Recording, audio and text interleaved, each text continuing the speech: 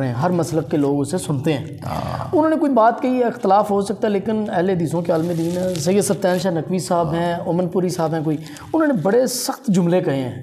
تو ان کے اوپر آپ ان کے سخت جملے کہنے کا مقصد ہے کہ وہ پڑھے لکھے ہوتے، سبطین بالکل ان پڑھ آدمی ہے، بالکل بلا مبالغہ ان کو میرا پیغام بھی دے دیں. میں نے ان کو کہا بلکہ میں نے ان کو حوالہ دیا تھا کہ ایک دفعہ پروگرام اور تھا سیالکوٹ کے پاس ہے مراکی وال. ٹھیک ہے. مراکی وال میں ایک مولوی صاحب تھے، وہ اس سبطین کو نال ساتھ لائے، اس کا بازو پکڑا ہوا تھا، یہ دیکھو یہ رب سن رہا ہے. ٹھیک ہے. تو کہنے لگے یہ شیعہ سے اہل حدیث ہوئے ہیں تو ان کو ٹائم نہیں دیتے مراکی وال والے. میں نے کیوں نہیں ٹائم دیتے؟ میں نے سیکٹری کو بلایا، میں نے کہا کہ ان کو ٹائم دینا ہے. انہوں نے کہا کتنا بھی ٹائم؟ میں نے 20 منٹ لے کر دیے. انہوں نے کہا میں شیعہ سے اہل حدیث ہوا ہوں. تو جب بات کھلی تو اس کے باپ کے ساتھ رابطہ ہوا تو اس نے کہا کون کہتا ہے شیعہ ہے یہ بات. پھر اس کی تصدیق کے لیے انعام دونوں جان بین سے رکھے گئے اور سرگودے وہاں پہنچے. تو سبطین کے باپ نے کہا کہ کون ذلیل کہتا ہے ہم شیعہ؟ ہم تو شیعہ نہیں تھے. بیٹا کہتا ہے شیعہ تھے، باپ کہتا ہے نہیں شیعہ. آپ خود ہی اندازہ کر لیں کہ یہ علمی دنیا میں کہاں ہے. اور ان لوگوں کو یہ بات جچتی نہیں. بعض ایسی چیزیں ہیں وقت کی مصلحت کے پیش نظر. ذاکر نائس نے 1 نہیں 2,000 نہیں 2,000 یا 4,000 نہیں، لاکھوں کی تعداد میں پورے ورلڈ میں اس کا نام ہے. ٹھیک ہے. لیکن ایسے لوگ جو بالکل یعنی نااہل قسم کے سمجھے جاتے ہیں ان پر اعتراض کریں. جیسے کسی راستے میں آدمی جا رہا ہے اس کو کوئی آدمی بدزبانی کرتا ہے، اس سے کیا فرق پڑتا ہے؟ ذاکر نائک یعنی ایک بہترین انسان ہے کہ دیکھیے اس کی بیوی آئی ہے تو اس کو کہا گیا کہ یعنی آپ کی بیوی کا فوٹو، اس نے کہا نہیں یہ نہیں ہو سکتا. اندازے کریں کہ شریعت کا اتنا پابند ہے. صحیح ہو. اچھا اس کی کیا وجہ؟ بچپن میں کچھ احادیث تھیں، عبداللہ نثار صاحب بتاتے رہے، ہم سنتے رہے، عمل کرتے ہیں، لیکن جب اب ہم بڑے ہوئے ہیں وہ حدیث پتہ چلا وہ حدیث ضعیف ہو گئی ہے. یہ کیا وجہ ہے؟ اس دور میں کیوں نہیں پتہ چلا کہ وہ حدیثیں ضعیف ہیں کچھ، اور لوگوں نے ہمیں کیوں نہیں بتائی کہ یہ حدیثیں ضعیف ہیں، ان کو چھوڑ دو؟ اصل بات ہے نا، اس میں تو کوئی حرج نہیں ہے، کیونکہ یہ جو علم ہے نا اس کے مطالعہ کی ضرورت ہے. اگر ایک بات ہے، ایک بات کر رہے ہیں، کرتے مثال کے طور پہ آپ اندازہ کریں کہ میں بذات خود جب وضو لوگ کرتے تھے تو وضو کر کے ایسی انگلی کا اشارہ کرتے تھے اور آسمان کی طرف دیکھتے تھے. میں بذات خود دیکھتا رہا. جب اس کی تحقیق کی گئی تو یہ بات کوئی بھی نہیں تھی. تو اس وجہ سے اس میں کوئی قباحت نہیں. یعنی جدت ہوتی ہے ساتھ ساتھ علماء کرام. اس کے بعد یعنی شروحات کا مسئلہ ہے، کتابوں کا مسئلہ ہے. یہ کوئی اس کو اجنبی نہیں کہہ سکتے. ٹھیک ہے. مرزا جیلمی صاحب توحید کے اوپر بہترین انہوں نے کام کیا، بڑا کام کیا. آپ اس کی حوصلہ افزائی کرتے ہیں ویسے انجینئر مرزا جیلمی صاحب؟ نہیں کرتے آپ؟ نہیں سننا چاہیے؟ نہیں وہ فضول آدمی ہے. وہ کیا جس کا اعتراض حدیث پر ہے دوسرے لوگوں پر اعتراض کرتا ہے بیجا. ایک آدمی اللہ کا نام بھی لیتا ہے اور ساتھ دوسروں کا بھی نام لیتا ہے، یہ بات نہیں ہے. یہ ٹھیک، یہ اہم بات آپ نے کہی ہے. اچھا اگر اب آپ کو کیا لگتا ہے اگر کوئی مناظرے کی دعوت دے اہل حدیث کو تو آپ کو کہا جائے عبداللہ نثار صاحب سر آپ نے نا ایک بندہ چننا ہے جس کو بھیجنا ہے، ایک عمر صدیق صاحب ہیں، امن پوری ہیں یا عارفی ہیں، ان تینوں میں سے کس بندے کو انتخاب کریں گے کہ اس کو مناظرے کے لیے بھیجیں، انشاءاللہ اچھا ڈیبیٹ کرے گا؟ وہ ہم اندازہ کریں گے کہ وہ جو ہے نا مناظرہ کروانے والے ان کا ذہن جن پر مطمئن ہوگا یہ ہماری ذمہ داری ہوگی، ہم بھیجیں گے. آپ کو لگتا ہے یہ تینوں بہترین مناظر ہیں، ان کی دین کے لیے بڑی خدمات ہیں ان کی ہوگی؟ نہیں. اچھا کمپلیٹ ہو گیا؟ کتنا بھی اسپیس باقی ہے؟ 1-2 اہم بس سوال کر کے کلوز کرتے کا انداز آپ کی طرح کوئی چلیا تینوں سمجھ کیوں نہیں آتی؟ کوئی اسی اہل حدیث ہوتے ہیں.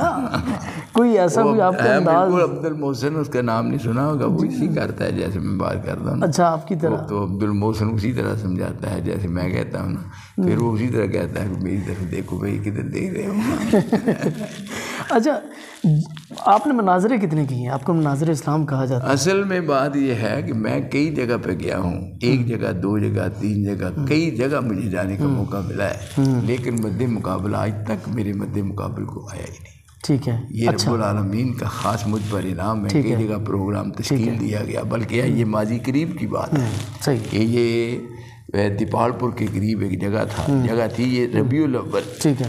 ربیع الاول، اسی ربیع الاول میں جلسہ ہوا بریلویوں کا. تو اس مولوی صاحب نے وہاں تقریر کی کہ کوئی اہل حدیث اگر یہ وہابی بتلا دے، ثابت کر دے کہ رسول اللہ زندہ ہے، رسول اللہ فوت ہو چکے ہیں، تو 5 لاکھ روپیہ انعام.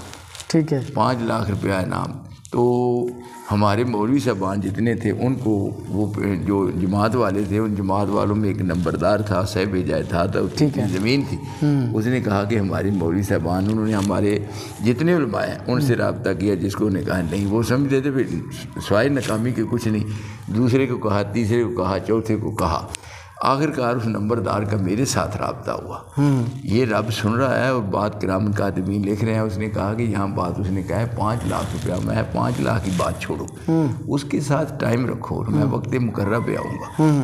اس کے بعد طے ہوگی بات، ٹھیک ہے، اور بات طے کرنے کے بعد اس مسجد کا جو تھا خطیب، نمبردار کا مسجد کا خطیب تھا، وہ کہنے لگا کہ وہ میرے ساتھ بات کر رہے تھے کہ مولوی صاحب نے آنا ہے اور ان کو انعام و اکرام سے نوازنا ہے اور یہ ایک بھینس ان کو دودھ پینے کے لیے دینی ہے۔ میں ویسے اس سے خوش طبی کر رہا تھا، میں نے کہا بھائی یہ تو بہت بڑی بات ہوگی ہے نہیں دودھ خریدنے کی بجائے، لیکن وہ قسمت کی بات ہے کہ چند دن کے بعد وہ بریلوی صاحبان، بریلویوں کے مولوی، بریلویوں کی جماعت اہل حدیثوں کی مسجد میں آئی۔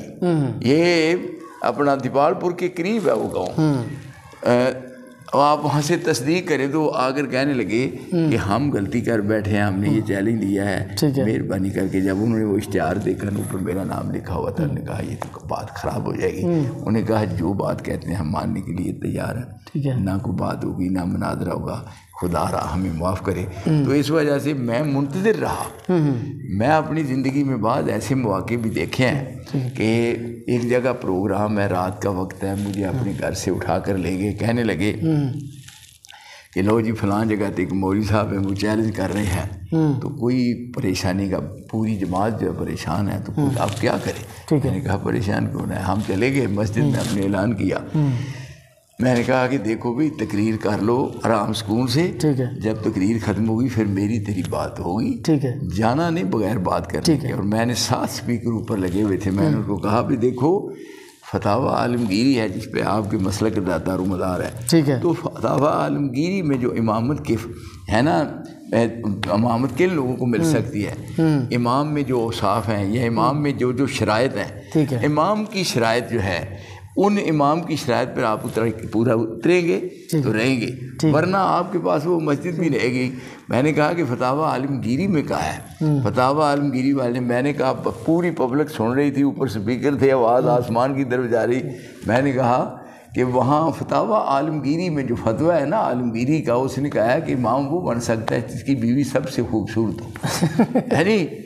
اور پھر ایک بات اور تھی جو ناقابل ذکر ہے، میں نے کہا وہ تمام جو باتیں ہیں نا، اگر آپ میں فٹ ہوئی، تم تو مناظرہ کرنے پروگرام بنا رہے ہو، تیرے پاس تیری بیوی بھی نہیں رہے گی اور درمیان میں تقریر چھوڑ کر وہ بھاگ گیا۔ اچھا، رانا شمشاد سلفی صاحب کیسے مناظر تھے؟ بڑے اچھے تھے، میرے ان کے ساتھ کئی دفعہ بیٹھنا ہوا ہے اور مجھ پر فخر کرتے تھے کہ عبداللہ نثار یعنی اسم بامسمہ ہے، اور کئی جگہ تھے ایسے پروگرام بنے اور ان کی میرے پاس یادداشتیں۔ کبھی کوئی پروگرام ہوتا تھا یا کوئی عالم دین انتقال کر جاتا تھا، گاؤں میں، شہروں میں، گلیوں چراہوں میں اعلانات ہوتے تھے کہ بس اتنے بجے نکلے گی تو جانا ہے، رانا شمشاد سلفی صاحب میں وہاں گیا ہوں، تنہائی کا شکار تھے، کوئی لوگ نہیں گئے، کوئی لوگوں کو پتہ بھی نہیں تھا، وہ بہت ہو گئے ہیں۔ اصل بات ہے کہ کیا وجہ ہے؟ اہل حدیثوں نے کوئی اپنا انتخاب چینج کر دیا؟ نہیں، انتخاب چینج نہیں کیا، اصل میں یہ جو بات آپ نے موجودہ دیکھنا افراتفری ہے، یہ مختلف جماعتیں ہیں، مختلف ذہن بن گئے ہیں۔ پہلے دیکھو ایک مرکزی جماعت تھی بس، ٹھیک ہے، اور مرکزی جمعیت کے تحت سارے لوگ کام کر رہے تھے، اب اس کے مختلف نام ہیں، ٹھیک ہے، اور جن کے وہ جو بانی ہیں انہوں نے ان کو ذہن نشین کروا دیا ہے، وہ وہاں جانے کے لیے تیار ہی نہیں۔ صحیح۔ اچھا، جادو ٹونے کے حوالے سے آپ بتائیے گا کہ آیا کہ آپ کے اوپر کبھی جادو ہوا ہے؟ نہیں، میرے ایک تو یہ بات آپ بتائیے گا۔ اب میں ایک عالم دین کا، میں اہل حدیث کا